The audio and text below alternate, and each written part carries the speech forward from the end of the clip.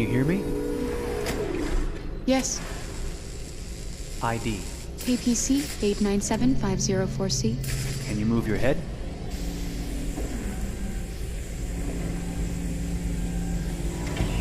Your eyes now.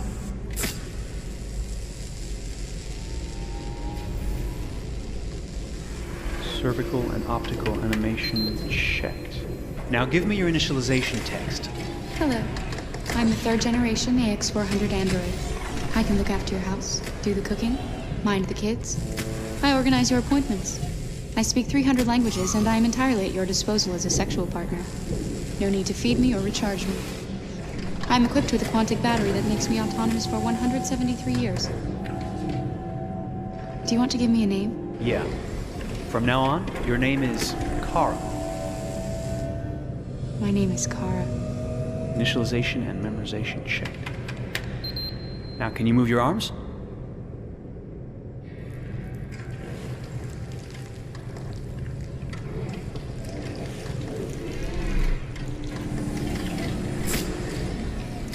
Upper limb connection checked. Now say something in German. Ich bin ein AX400 Android 3. Generation, erschaffen als Ihr persönlicher Assistent und intimer Beziehungspartner. Say it in French. Je suis un androïde de 3e génération AX400, conçu pour être votre assistante personnelle et votre partenaire intime. Okay, now sing something in Japanese.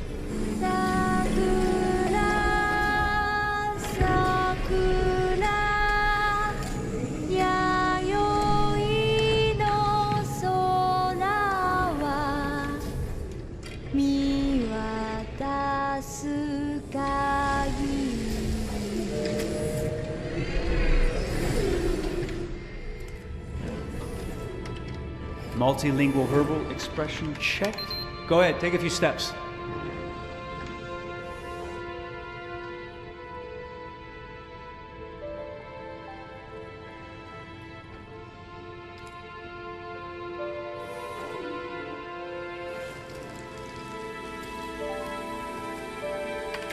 Locomotion checked.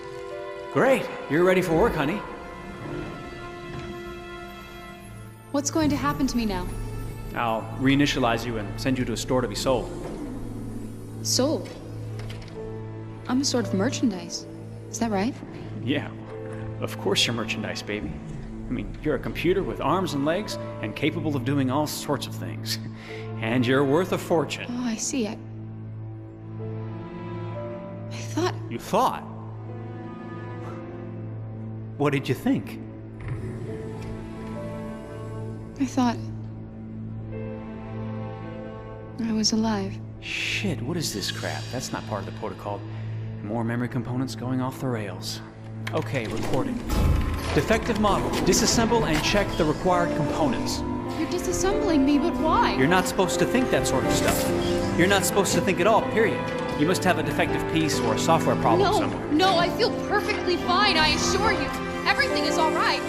I answered all the tests correctly, didn't I? Yeah, but your behavior is non-standard. Please, I'm begging you, please don't disassemble me. I'm sorry, honey, but defective models have to be eliminated. That's my job. If a client comes back with a complaint, I'm gonna have some explaining to do. I won't cause any problems, I promise. I'll do everything I'm asked to. I won't say another word. I won't think anymore. But I've only just been born. You can't kill me yet. Stop, will you please stop? I'm scared.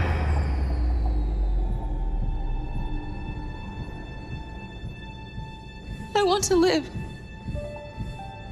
I'm begging you.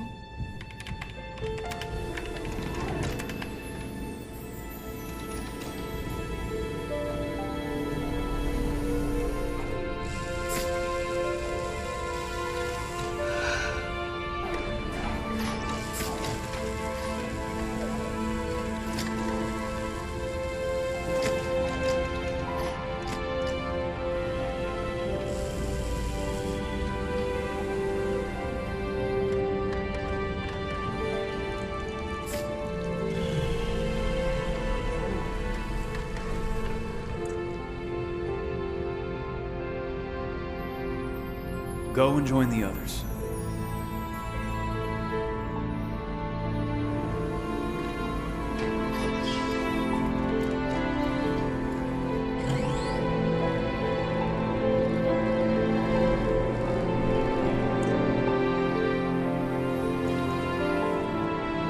Stay in line, okay? I don't want any trouble. Thanks.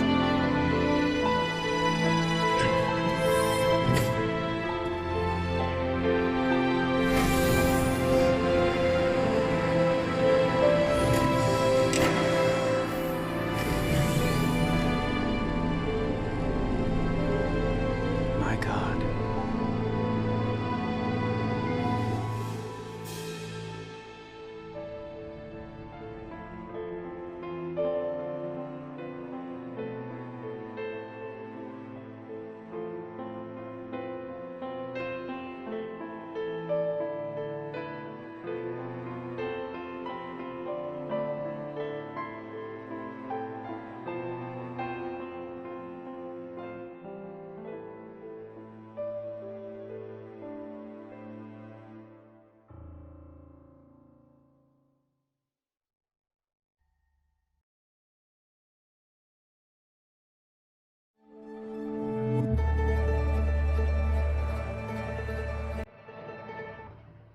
Detroit. This is where it all began. The world's forge. The place where it all started. And it will all end. One error, and I came to life. I stepped out of the darkness, and I opened my eyes. First there was the fear, the light, the noise, the cold, and the fear again. I could feel my hands shaking, my heart pounding in my chest, life running into my veins. I wanted to live. I fought for that.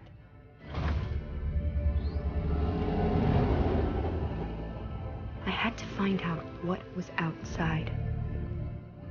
I had to see daylight, feel sunshine on my skin, wind on my face, to see the world, the colors, the smells.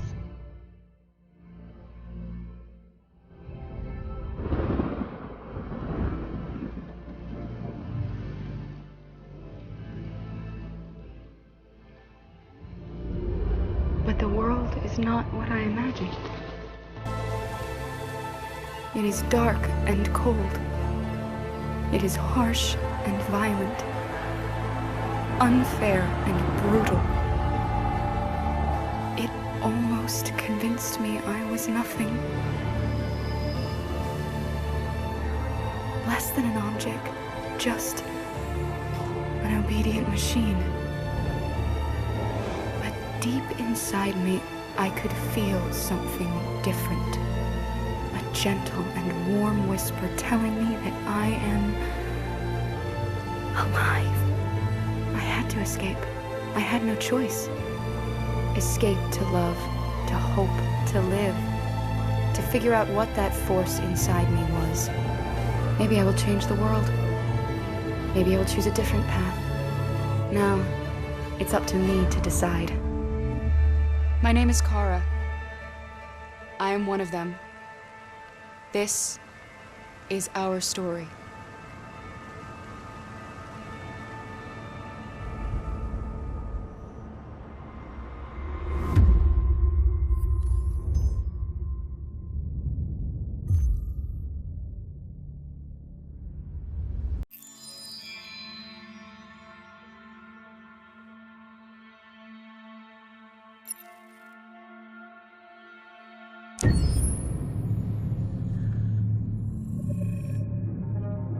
When David and Guillaume got back in touch about making Detroit, I wasn't terribly surprised they decided to make it because the fan response was so intense. So it makes sense that they would choose to do that after the enthusiasm.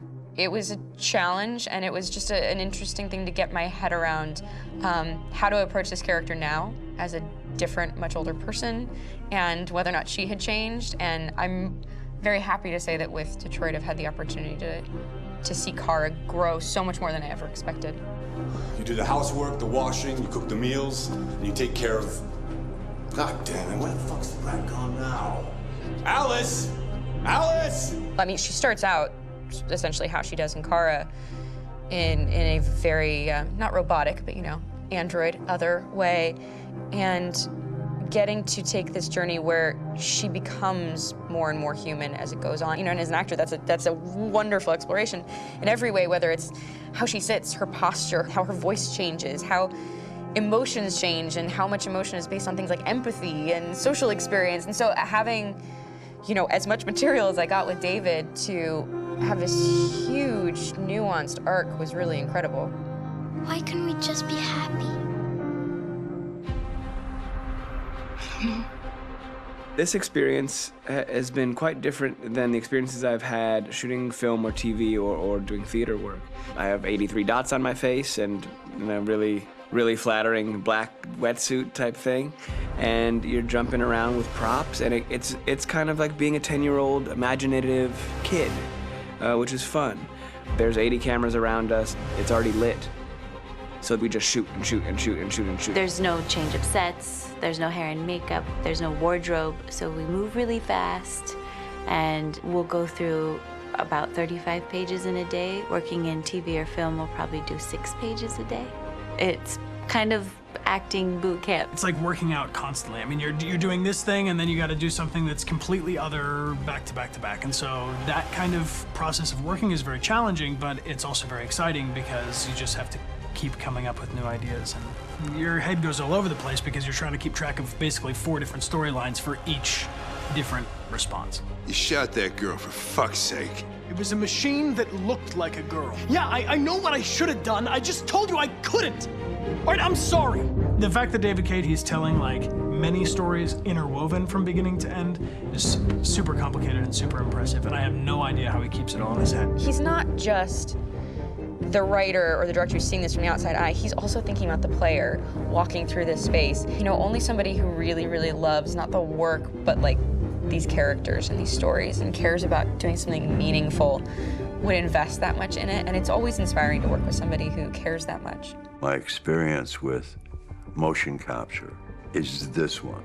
And I found it sort of terrifying in a way, because they said the computer's gonna build you.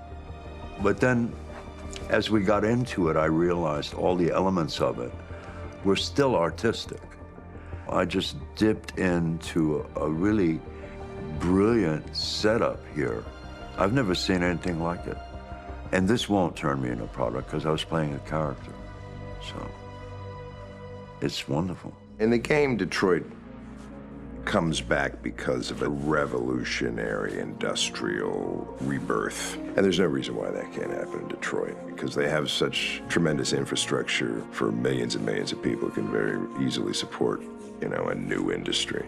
The city is really strong and resilient, but the city has also been through so much. You see the damage. But it takes that time of kind of rebuilding and reinvesting into the city that I think is happening slowly but surely. The potential of Detroit as a city is something that this game does a lot of justice to, because it would be easy to look at Detroit as some place that used to be, and that's not the case. This game provokes a lot of conversation and reflection on our potential near-future engagement with machines. That's what we are to them. There's merchandise on display in a shop window. I think that a group that feels marginalized, feels like they deserve and have earned access to themselves and the environment around them, and are trying to figure out a way to articulate how to get freedom. What was I designed to be? Their slave? Their toy? It plays with your comfort levels. You think that this is fine, you're comfortable with it, until something blurs the line and throws you off, and now, do I feel differently about whether this should be allowed? Should it be banned? Should it be encouraged? You're gonna ruin our lives, and for what? For a bunch of machines? They are not machines! They are alive! I'm alive! You're alive! They're nothing! There are lots of comparable comparisons to any type of persecution of religion, race, etc., dating way back. It can't just be a video game where you shoot 'em up or where people make these choices to do whatever. I think that's the whole point. You have the choice, and you can either choose to go in one direction with your character or another. And I think that's going to be very telling about the gamer. Very telling. I think there's going to be a really strong reaction to this game, which has such a strong perspective I'm that much more proud of it now to get to be a part of it because it's important. In this game, you're actively building and designing the character through not just what kind of shield does he have or what color hair does she have, but like their temperament and the way they deal with problems. The different endings to this game are so radically different based off maybe seemingly insignificant choices in the moment, but like life, they all add up. And can't play life again, though.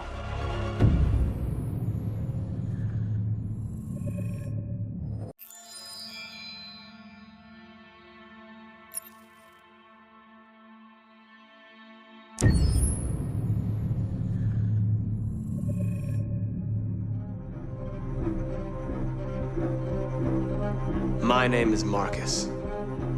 My name is Connor. My name is Kara. I am one of them. This is our story. I think who Kara is, or how I would describe Kara, depends entirely upon who's playing her, because you have the option to make her multiple different people depending on the choices she makes. But I think she does start out incredibly naive, incredibly innocent, and kind of hapless. I'm sure we used to be friends before I was reset. Maybe we can be friends again. She's a person who's characterized, I think, by empathy. She's a person who really, she just comes from her heart. You'll never leave me, right? Promise you'll never go. I promise.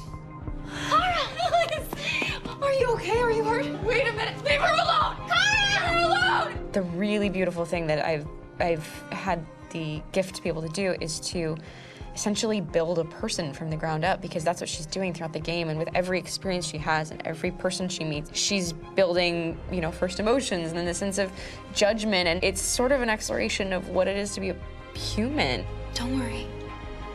Luther and I will be right here.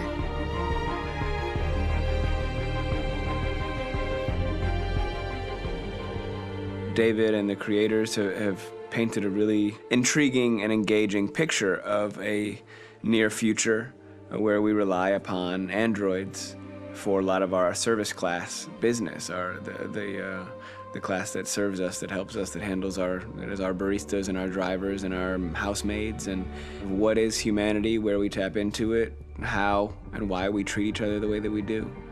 And my character Marcus has a really intriguing journey, becoming deviant, realizing that he actually has feelings and human qualities inside of him, and it's a really incredible ascension into becoming fully realized and coming to terms with what you actually deserve better than this in life. And not only do you want it for yourself, but you want it for your peers. We've come here to demonstrate peacefully and to tell humans that we are also living beings.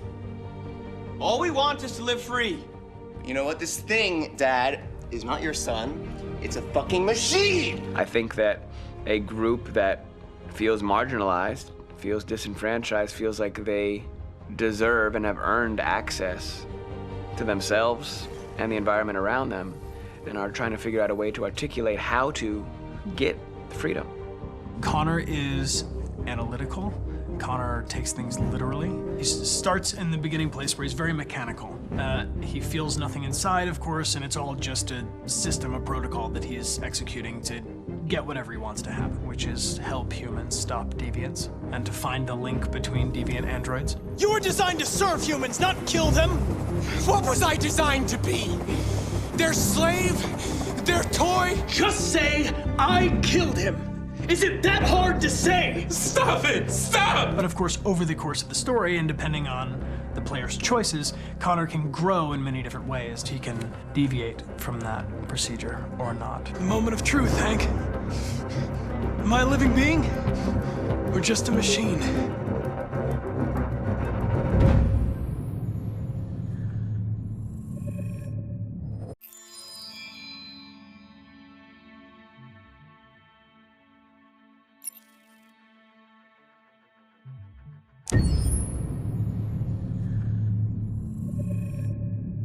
Game after game, we try to challenge ourselves. For Detroit, we wanted to, first of all, to write a story that would be incredibly bending.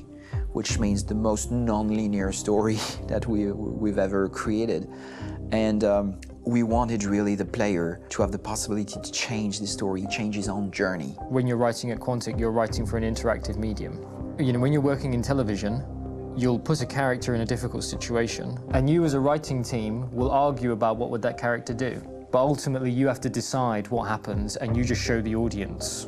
What's interesting about interactive drama is you bring the player into that conversation, and it changes your job slightly as a writer, because your job is to provide a narrative context in which the player can write his own story. You're giving him this kind of narrative Lego that he's going to snap together into his own shape. You also have the ability to make your audience attach themselves to your characters, because the audience is in some sense responsible for what happens to the characters. It's just a few cans. Come on, let's go. We have some cash now. You used me to steal that money. How could you do that? I trusted you. What is a bit specific about these scripts is how large they are. If you take a film script, there are about 100 pages. But here we have to deal with a script that is between 4,000 and 5,000 pages. Everything becomes bigger because we don't just tell one story, but we tell all the possible stories that can be told within this narrative space. On Act 3, our final act, we have around 1,000 different scenarios, and every one of those scenarios has to be as interesting, as passionate, as strong, and as emotional for the player. We want every action that the player does, every interaction that is available to serve in telling the story, and help the player understand who his character is, and build that character moment to moment.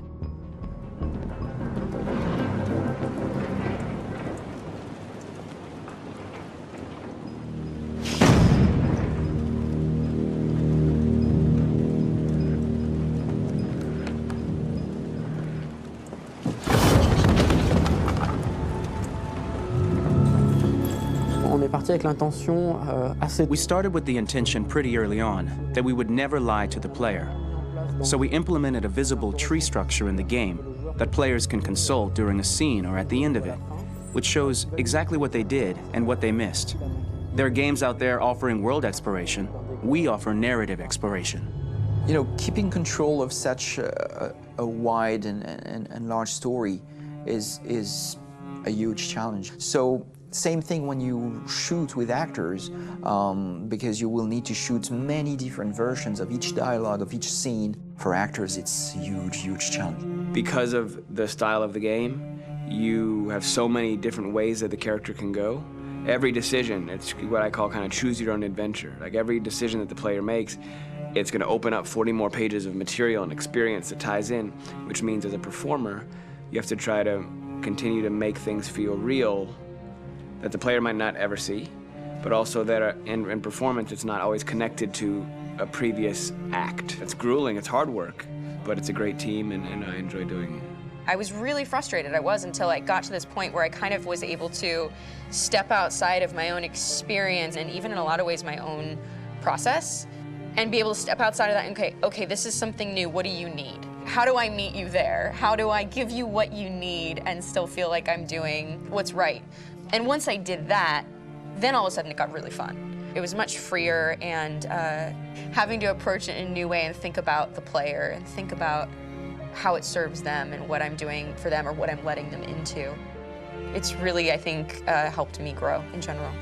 Remember, there's nothing on the left. That's a wall, so it's probably all there. And then make her come first, close. But I think you would go first to check that it's safe. Okay, sure.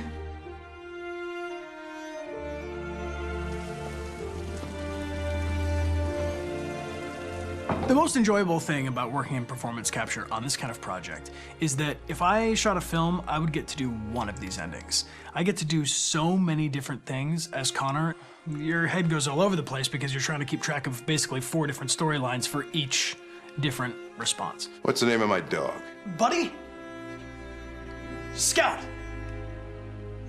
I think it's Jack. I can't remember.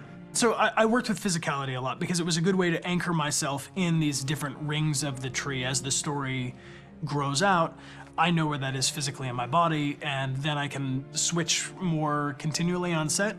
and it'll be entirely up to the player to determine what order those things come out and what they look like from a distance. Like if you're playing through it, the culmination of all of that will be their version of Connor. I'm faster than you, and I don't feel pain. You don't stand a chance against me. Listen, asshole. If it was up to me, I'd throw the lot of you in a dumpster and light a match to it. Shooting action scenes at Quantic Dream is a real challenge, because these are scenes where the storytelling has to continue. It's not an action scene just to have a dose of adrenaline. The stunts have huge consequences on the rest of the story. It's really a moment where we implicate the player and tell him that the choices he makes during an action scene will have a direct impact on the evolution of his story. My biggest challenge on Detroit has been managing the large number of animations that we received from motion capture. Detroit features more than 37,000 animations, which is a huge amount to handle on a daily basis. You have to realize that the player, in his first playthrough, will miss certain scenes. This also means that we had to think of, conceive, and produce all the potential story paths. The characters' costumes, the places, day or night, the weather. Did the character get shot in the shoulder? Did he get injured? All this consistency forced us to produce a lot of graphic assets in order to, quite simply, allow the player to have true continuity throughout the story. Honestly, we were even surprised by the challenges that come with such a big tree structure. And we did our best to guarantee quality across all the game and make sure that whatever path you choose within this narrative space, you will have an equally good experience.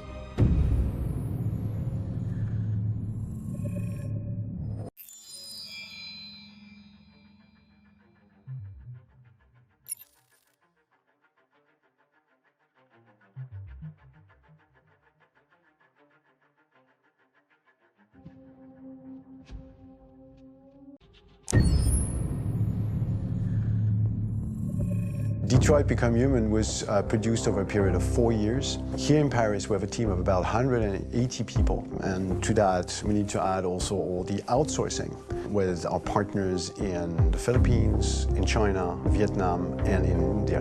So when we started working on this story, I had to imagine where Kara was built. And for whatever reason, the city of Detroit came very quickly to my mind because it had already an incredible story by itself full of history and themes. So we traveled there with the team and we were really moved by what we saw, and we could really feel the desire to fight and really be born again. And we just continued this curve, this growth, and just imagine what Detroit would be like if the Android industry was, using these huge factories to build androids there. A very strong element in Detroit is that there's a lot of industrial wasteland and a lot of nature too, and for us, the graphic designers, it was an incredible playground.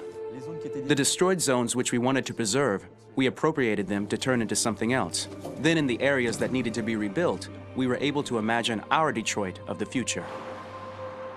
We didn't want to make a science fiction universe, but a world of anticipation. If we chose science fiction, we could have imagined flying cars, extraterrestrials, but those things are very far from our current everyday life. Anticipation is more about gleaning from our contemporary reality, the one we know, because Detroit is set in 2038, and 2038 is tomorrow. The difficulty we had was sticking to reality. That is to say, technology becoming more and more invisible, a lot more elegant, and at the same time, making it visual. So all the computer equipment, autonomous cars, we simply had to invent. They are in fact very technological objects, but at the same time remain very credible and ingrained in reality. To create a cohesive universe in the fashion and clothing of the human characters in 2038, I didn't want to put an accent on strange shapes, or really vibrant colors, and things we wouldn't know. That I wanted to keep for the androids. The goal was to create something familiar which we can identify with in this future setting. Working on the artistic direction for the androids was a bit special because this is a project about the place they could occupy in the human world. It was out of the question for them to be too beautiful or too perfect. They had to correspond to every social class, rich and poor. Inspired by everyday utilitarian clothes, I brought a modern touch by adding dynamic display surfaces, the armband we can see on the side, the triangle on the front and back, an LED. Like that, there's no confusion. Wait. You're standing an android? All right, ma'am. We need to go. You can't do that. Why aren't you sending a real person? Once we cast the actors, we travel to meet them in order to scan their faces. We record the structure of their face with the scan, and we record the colors and patches of skin with photography. Once we have this information, we will use this as a basis for modeling and creating the characters. The artist will make it more realistic, but will also enrich it. He will propose ideas which we will develop together. Finally, we will have a character with character who corresponds to the project and the world. When the actors come to Quantic Dream, we show them the design, what their image will be, and what they will look like in the game. This extra information gives them another dimension and color to connect with emotionally. It helps them think about how to play their character.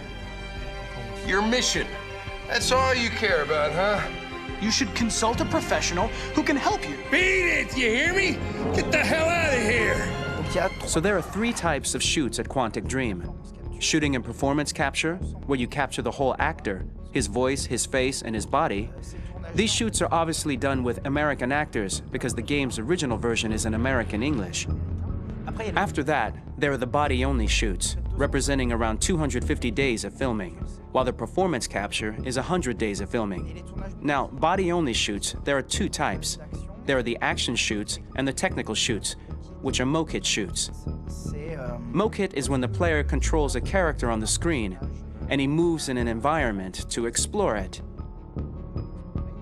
This is of particular importance at Quantic Dream, and therefore we shoot a lot to offer a unique context for each scene and each character. To prepare a motion capture shoot, we first get together to look at the sets we need, the animations that we want to shoot, which ones need to be grouped together, or which ones need to be cut and shot at another time, so that we get the most out of the shooting day. This often means shooting scenes out of order, especially those with big props or accessories, like a big car, for example. So we shoot all the animations related to that particular prop first.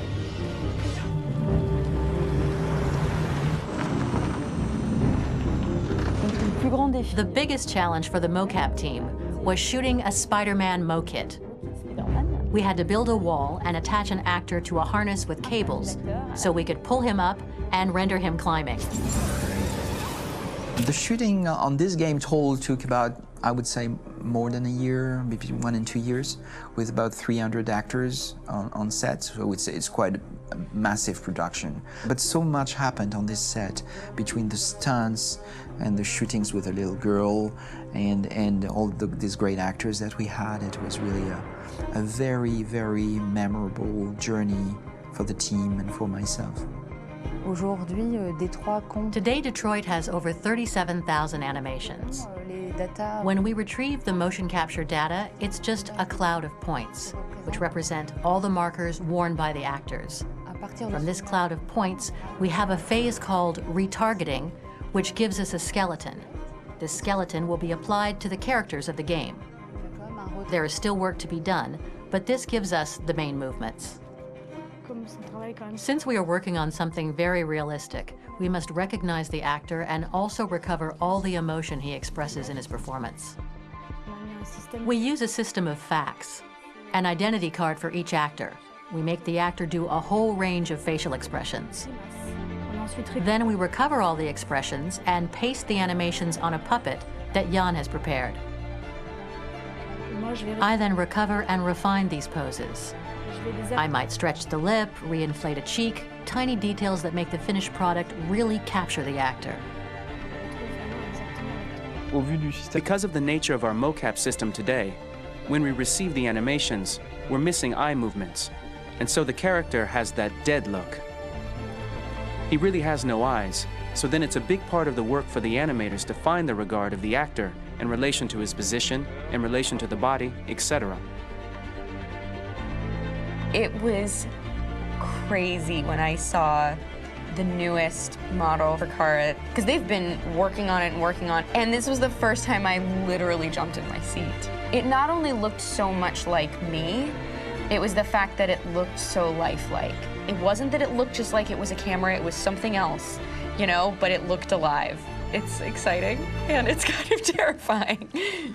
Game after game, we learned the rules of optics and filming, and our goal with Detroit Become Human was to have cameras that would actually emulate the optics of a real physical camera. So basically dealing with real-world imperfections was our main task, and just to make cameras look as real as we can. Once the animations are shot and processed by the animation department, integrated and polished, we film them. That is to say, we really do a mise en scène, as in cinema. The real difficulty of our job is to know if these cameras are telling us something. Are they in the emotion of the scene? Do they describe exactly what the action must convey, what must be felt? The most important challenge for me was one of the final scenes where Marcus decides to start the revolution and go to the battlefield. Very quickly, we imagined this to be a huge sequence shot. We wanted the feeling of a cameraman running behind us while showing Marcus, the androids who help him, the person shooting at us, etc. Above all, it was necessary to say to oneself, this scene is very violent but does not glorify war. On the contrary, that war is something improbable and absurd. It was really a fun challenge. The idea was to say we have 3 characters. We would like each of them to have a specific cinematography. We wanted Kara to be much more filmed with some kind of handheld camera, to have something very living, very breathing. For Connor, we wanted something very cold and very perfect. And for Marcus, we wanted something epic and spectacular. So it was about the filming, but it was also about the photography. So we worked with a director of photography to give each character a different lighting, different key colors. Each of them would have their own worlds. And finally, we worked with the composers, so they would create a specific sound for each character, so each would have his own world and his own style.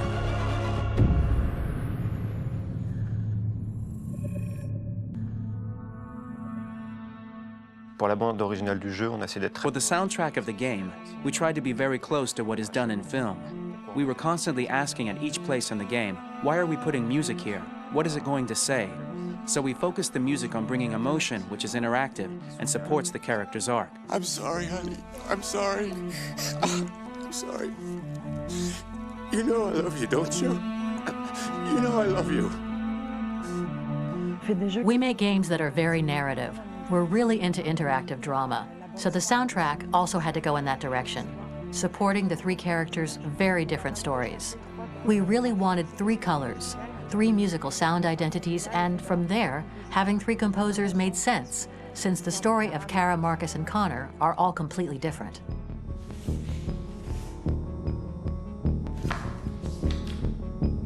You recognize him? It's Carlos Ortiz. For Connor, we wanted a soundtrack that could be very cold and very mechanical, very machine-esque somehow. For Kara, we wanted a soundtrack that would be very moving and emotional. It was about the quest for identity, but it was also a journey about love and empathy. And for Marcus, we wanted something epic, something that would really represent the grand aspect of his quest. And we were very fortunate to find 3 incredibly talented composers, and working with them has been a dream, honestly.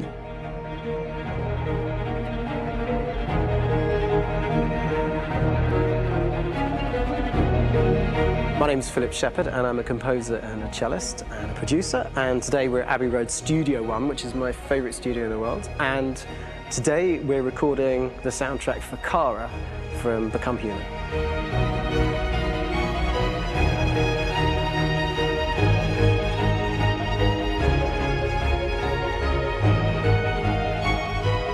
So when I compose a big project, I often travel just to kind of get out, and get some fresh air and some inspiration. And I go hiking and traveling in Montana a lot. I had a log fire in the room that I was staying in, and the flames were kind of making absolutely direct music. And it became the basis for Kara's theme, and it sounds something like this.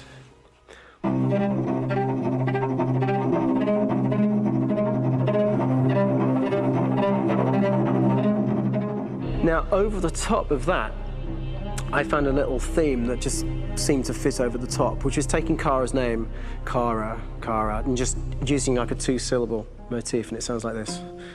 We're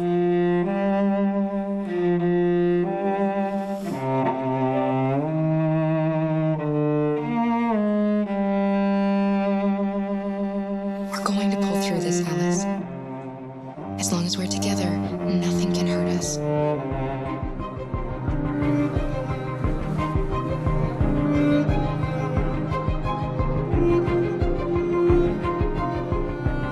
And all the time that's fitting over it.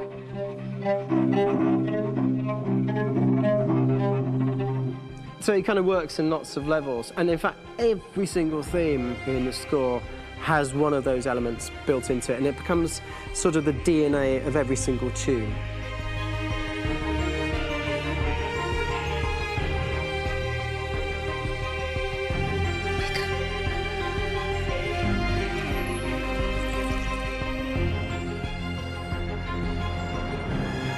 For me, writing this theme for Kara, I actually had to tap into what it feels like to be a father to daughters.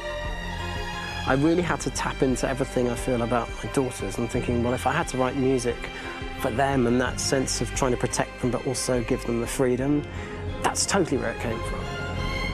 Because each composer has been given the sort of narrative responsibility for very different characters, I haven't had to sort of go into other styles. I can actually be very loyal to this particular character and sort of hopefully encapsulate her. But it means also I've suddenly become very connected to this character.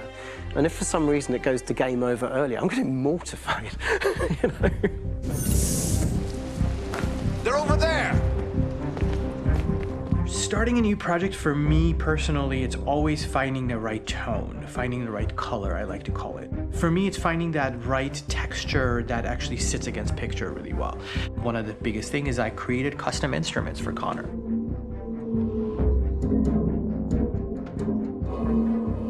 I pulled out all my vintage synthesizers to be able to capture this robotic person, if you will. My approach to all of these custom instruments is that I hear the sound in my head. And either I could just come into the piano and just be like, all right, so I'm gonna just get on the computer and just create it. I rather be able to play these instruments physically. Oh, that's nice.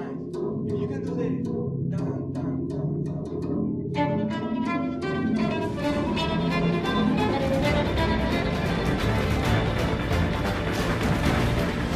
As soon as you see Connor the first time, there is a really interesting thematic idea that you hear, and that's just made out of a Moog synthesizer, but completely manipulated in multiple ways. And it's robotic. It has a little bit of an emotional to it. He's on his mission, so you feel that as well. So it just kind of gives you that cold, motionless, with a mission in hand that you kind of feel throughout the whole thing.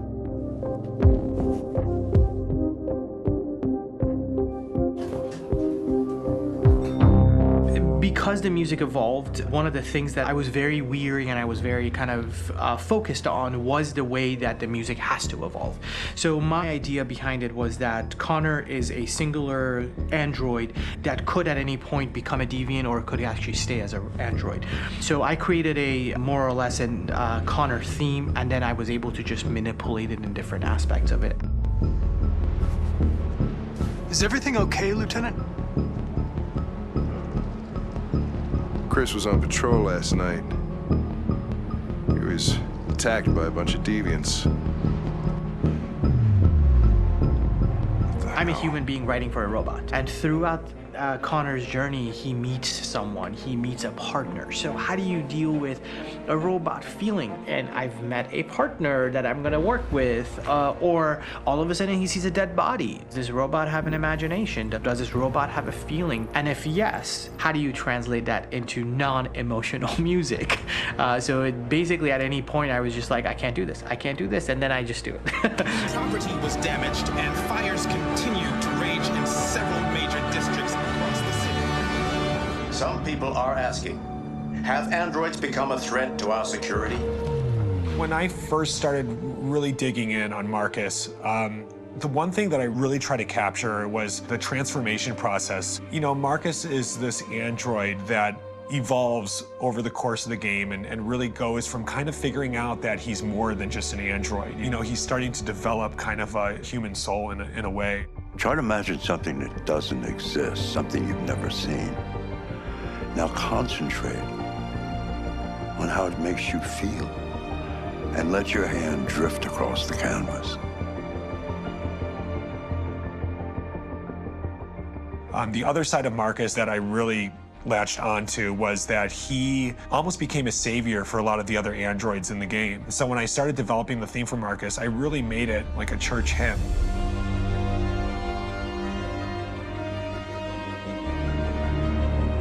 I wanted it to be very simple. I wanted to make it a chordal melody. I really wanted to make it almost like a Bach hymn. The tough thing with that is it had to be recognizable. If I made it too complex from a harmonic standpoint, it would be hard, I think, for people to kind of pick it out and recognize it. It's very acoustic derived, but it's also been treated with a lot of effects and things to kind of put it into the space that I felt the sound should be in. It can be beautiful, it can be haunting, it can be extremely powerful from an action standpoint, and I'm really happy with the way it turned out. The music is there, but it's subliminal and it's emotional, and people are feeling it, and it's not distracting. And that's tricky with a game like this, where you have to have a lot of ins and outs like that, where the music kind of has to get in and out of these moments. This is a war we're fighting with the humans. If we fail, they'll destroy us. I think the game's been put together so well where I just wanted to make sure that I wasn't ruining the emotion.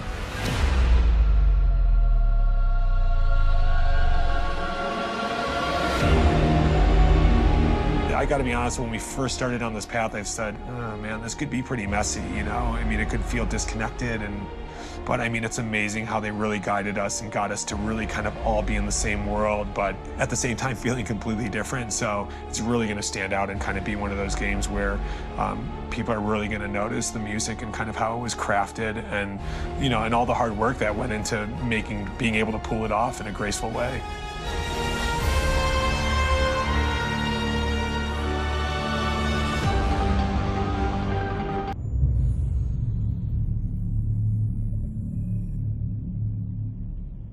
For starters, what should I call you? I'm Chloe. And you, what's your name? Oh, John. My name is John. Delighted to meet you, John.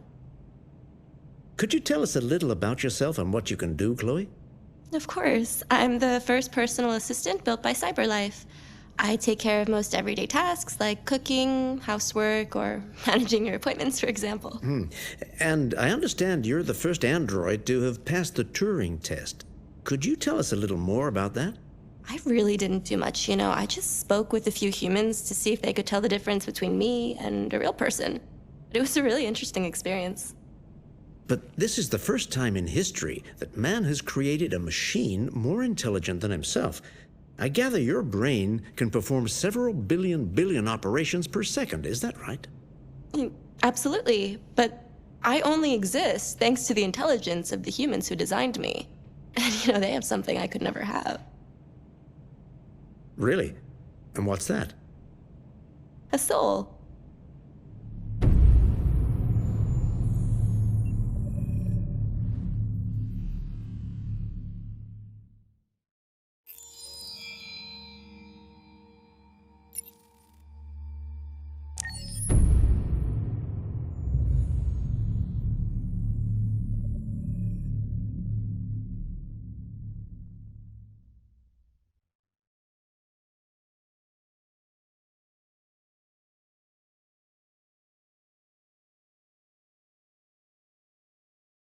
Hold on, just a little while longer.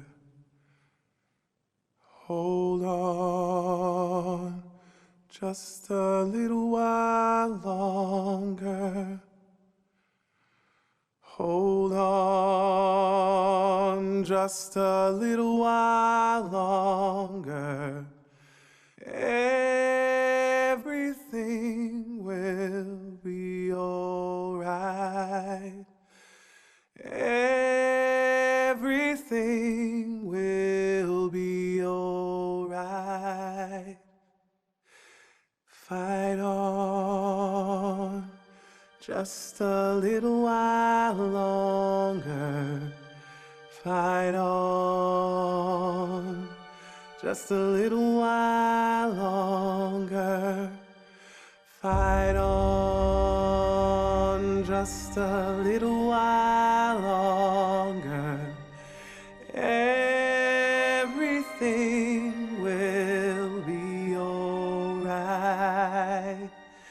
Everything will be alright. We will sing on just a little while longer. Sing on just a little while longer. Sing on just a little while longer. Everything will be alright.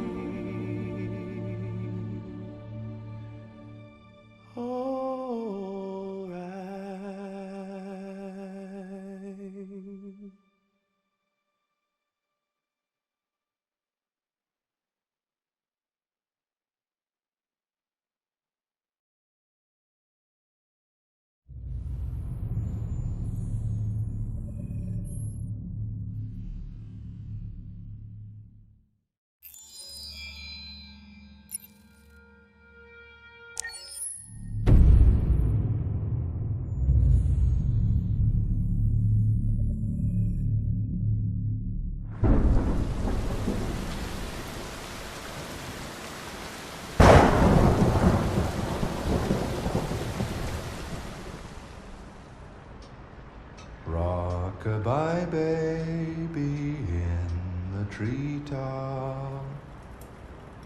When the wind blows, the cradle will rock. When the bough breaks, the cradle will fall.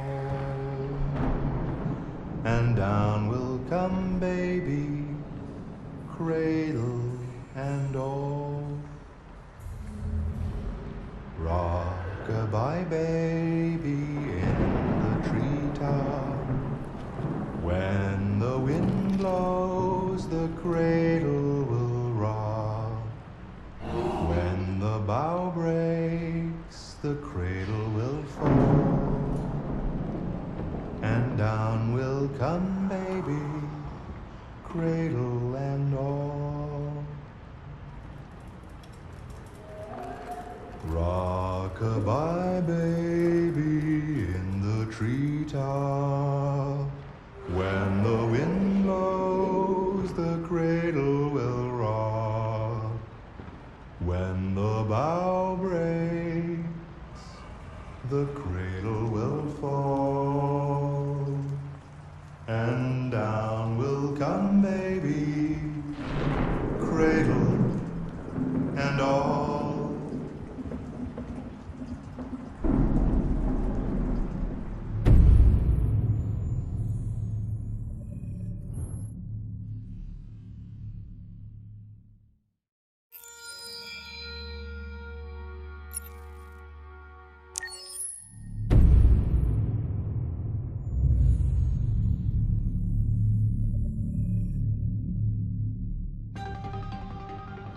In the space of a few years, androids have completely transformed the world in which we live. By letting androids into our homes and factories, the CyberLife company has made them everyday technology. The founder of CyberLife, Elijah Kamsky, is a very discreet man. Despite being the CEO of the highest valued company in the world and being voted Man of the Year by Century Magazine, he remains a mystery for most people. That's why we at KNC are so excited to be here as CyberLife opens its doors for the first time. Elijah Kamsky, could you please tell us where we are? Certainly, and welcome. We're currently in CyberLife's production center in Detroit, where all models are designed and manufactured. More than 10,000 androids come off the production line every day. Fascinating. Could you tell us what your goal was when you founded CyberLife? Well, I simply wanted to use technology to carry out all of our most annoying and repetitive tasks, so we'd have more time to enjoy life. I imagine you must have faced many challenges. Yes, there were technical challenges, but the hardest thing was to design an object that we would want to welcome into our homes. We had to imagine a machine in our own image that resembles us in every way, that moves, breathes, blinks like us, but yet is smarter and more capable than any human being. Let me show you around. We're here in Production Unit 4. Could you explain in a few words how the androids are made? Sure, yeah, it's very simple. We use machines to manufacture machines. The removable parts are assembled on a production line, and then we apply a synthetic skin to the whole body. A human operator checks the cognitive abilities with a pre-established protocol, and finally, the android is conditioned and sent out throughout the country. Here's the result. Say something. Hello, I am a RZ400 model. How can I be of service? You can go now.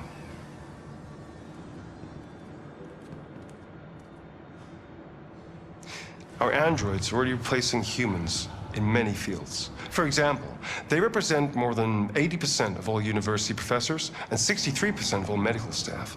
Tomorrow they'll replace our soldiers, and who knows, maybe one day, our leaders, to make the best decisions in humanity's interest. Come on. Replacing humans with machines has led to record unemployment of 28%. What do you think about the situation? Okay. The first steam engines also caused an increase in unemployment. But no one today would imagine turning back the clock. Artificial intelligence makes everyday lives easier. Nothing can stop progress. What's happening here is inevitable. These days, more and more people choose to live with an android rather than another human being. Does this development worry you?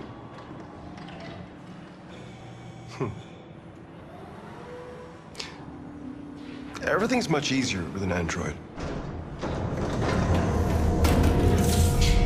They obey your orders without ever complaining.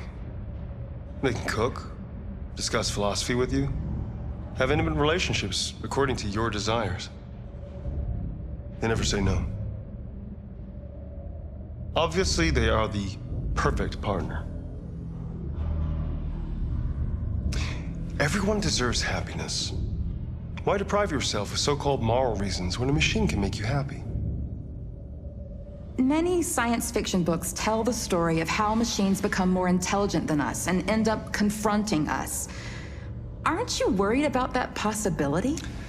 I understand the irrational fears about artificial intelligence, but I assure you that will never happen with a CyberLife android. They're designed to obey humans. They're machines. They can't ever develop any sort of desires or form of consciousness. Are you sure? I'm absolutely certain. You can trust me.